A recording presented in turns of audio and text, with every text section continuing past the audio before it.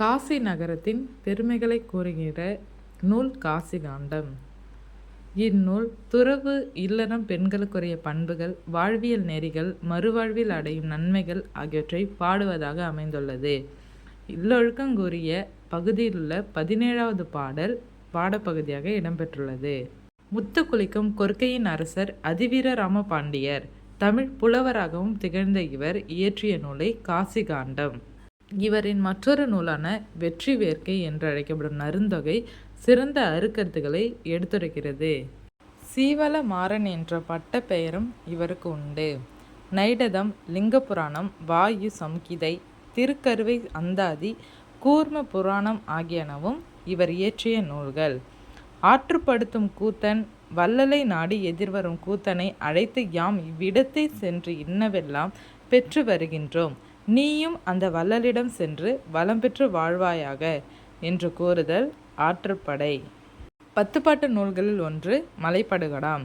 இது 583 அடிகளை கொண்ட இது கூத்தராற்றுப்படை எனவும் அழைக்கப்படுகிறது. மலையை யானையாக உருவகம் செய்து மலையில் எழும் பல வகை ஓசைகளை அதன் மதம் என்று விளக்குவதால் இதற்கு மலைப்படுகடாம் என கற்பனை நயம் வாய்ந்த பெயர் சூட்டப்பட்டுள்ளது. நன்னன் என்னும் குறுநில மன்னனை பாட்டுடை தலைவனாக கொண்டு ரணிய முட்டத்து பெருங்குன்றூர் பெருங்கௌஷிகனார் பாடியது மலைப்படுகடாம்.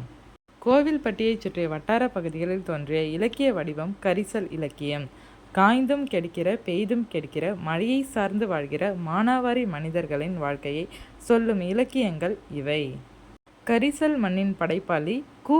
அழகிரிசாமி கி. ராஜநாராயணனுக்கு முன் எழுத தொடங்கியவர். கரிசல் களத்தையும் அங்குள்ள மக்களையும் மையப்படுத்தி கரிசல் இலக்கியத்தை நிலைநிறுத்தியவர். ராஜநாராயணன் அந்த கரிசல் இலக்கிய பரம்பரை இன்றளவும் தொடர்கிறது.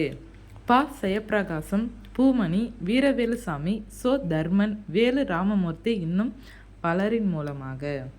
4000 திவ்ய பிரபந்தத்தின் 1691வது பாசுரம் பாடப்பகுதியில் கொடுக்கப்பட்டுள்ளது. பெருமாள் திருமொழி 4000 திவ்ய பிரபந்தத்தில் 5ஆம் திருமொழியாக உள்ளது. இதில் 105 பாடல்கள் உள்ளன. இதனை பாடியவர் குலசேகர ஆழ்வார்.